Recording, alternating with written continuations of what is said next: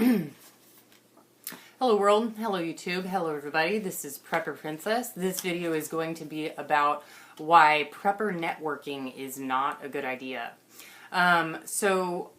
Comments, there's stuff all over the internet where preppers are telling other preppers that, hey, you need to find a network, you need to find somebody to survive with. And the one thing that I want to say right off the bat is that the United States of America has never been in an economic collapse in our lifetimes. The closest thing that we had was the Great Depression, which was over 70 years ago, which for the majority of you viewers was not within your lifetime. So the truth of the matter is, no matter what your opinion is on this situation, the truth of the matter is that you do not know the answer to which is right and which is wrong. The only thing you can give is your suggestion or your opinion. Again, this has never happened in the United States. There have been, small weather or climate indicated calamities. But again, this is not a nationwide or worldwide economic collapse. So anything that you have to say is only an opinion or a suggestion. You don't know what really happens, and you can't use foreign countries as an indicator or a reference because of so many cultural differences that have been taking place for hundreds, if not thousands of years. The way that another culture acts is not the way that the culture is going to act in the United States. So, as of today, 34.5% of the population lives in urban areas, 46.2% live in suburban areas, and 19.3% of the population lives in rural areas. So as you know, urban is city, rural is country, and suburban is right in the middle. One of the things, or where I live, is in a suburban area, and some of the things that, people are always saying you have to network, you have to find a group. Well, let me tell you a couple of statistics about the location in which I live. The location that I live, my home, which is paid off, is, as of today, worth $666,846.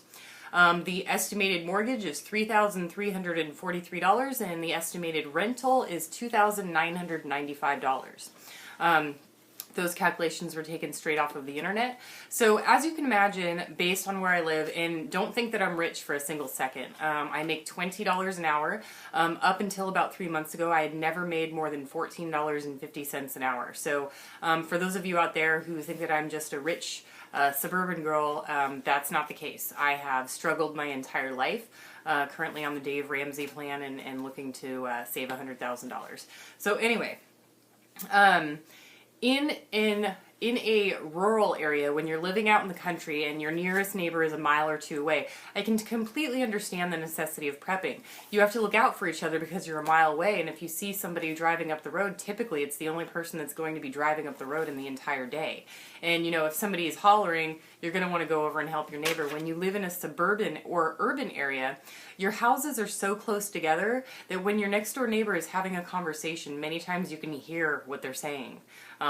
Technically, if they talk loud enough or if they're in their backyard.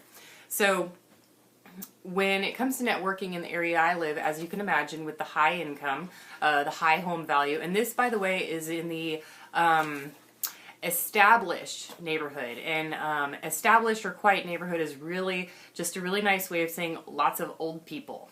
I am 35 years old, or as some of you, my viewers, have told me to say, I'm 29 years old. And the majority of people in my area are old. Every person that I come across drives a Tesla, an Audi, a Mercedes, or a Lexus. I am the only one with a car that's 20 years old. Every single car on my block is about 2 years or less. So if you think about it in the type of situation from a suburban standpoint, the people that live in my area are self-absorbed, self-entitled, do not think about the future. They live from day to day. They do not have any savings. They, for the majority of the part, have already raised all of their children and are living on a retirement income as well as a pension. And to be honest with you, none of them prep. So when you go and you talk about networking, which is not available in my area, what you really want to think about is, if there were an SHTF, some sort of economic collapse, there's no food at the store, there's no gas coming in, jobs are all gone, Do you really think that those people in your area, which by the way would be the only ones that you would be able to get to if there were no gas, you can't say go ahead and network and then you network, somebody in Tennessee from somebody in Montana or somebody in Kansas to somebody in Florida. It doesn't really work that way. How are you going to communicate or get together after a collapse unless you've put some sort of plan together and you have 100% faith and trust in that person that you've met by networking? Me personally, I don't have that much faith in people other than family or friends. I would never count on, somebody says, okay, the collapse happens on March 1st. On March 6th, we're going to meet at this exact location and at this exact time. I show up and they're not there. Or I show up, all my preps are gone and they're not there because they got there before me and stole all my preps. Now, I don't want you guys to think that I have no choice. This is completely by my choice. I choose not to network. I don't want to network. And for those of you that say you need to sell your house and move to the country, I don't want to move, okay? It would be impractical, if not ridiculous, for me to completely uproot my life, to move to a different area just to prepare for something that may or may not happen. That's losing all of my family and friends that I've grown up with my entire life because I've lived in the same house my whole life. So all my friends and family are gone. I have to quit my job. I never get to see my nephew grow up. That's crazy. And if any preppers suggest that, you guys have gone too far, okay? And you need to do some internal thinking and realize maybe it's a bit too much if I've decided to uproot my life to prep for something that may or may not ever happen. That's way too far for a prepper princess here. So suburban areas and also in rural areas, sorry, not rural, urban areas in big cities. So you're literally not, you don't have a little bit of a yard and then you can hear somebody over the fence. You are sharing walls in an urban area. And the problem with that is that if trucks and supplies were to stop, those people have nowhere to go. Networking with your neighbor in an urban area is pretty much futile. Not necessarily that I don't think I have a lot of friends and family who live in a very big city in the Bay Area. I guess I could just say they live in San Francisco. I also have a lot of family and friends in Los Angeles. And none of them prep. They don't know the first thing about prepping. They don't want to prep because they don't want to think about it. So you have to consider this. Preppers make up 1% of the population. That's 3 million out of 300 million people. Networking 1% of the population with the other 99, I don't see finding another prepper out there that not only preps, meets my moral standards, can teach me something, will assume and share responsibility of a group. All right, that's something that you guys need to think about. I would not trust anyone with my own life. I would not trust anyone with my dog. I would be afraid that if I went out hunting, I would come home and my dog would be in the dinner pot. That just does not fly with me. So it's something that a lot of people say you have to get a network in order to survive.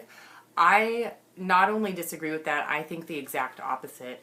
I think you need to stay away from networks in order to survive. You need to, and if you're at a point where you think that you're not going to survive unless you have a network, you're prepping wrong. You're not prepping enough, and you're not being self-reliant and self-sufficient, self-sustaining enough in order to survive on your own. When that's the case, you need to reevaluate the way that you prep and find out what your shortcomings and your faults are and start to reevaluate your situation. So that is something that I wanted to bring up today. I don't think that networking is a good idea at all, unless it is with very close family or close friends that you've grown up with and you trust with your life. So that's it for today. Do what you can with what you've got. Prepper Princess out.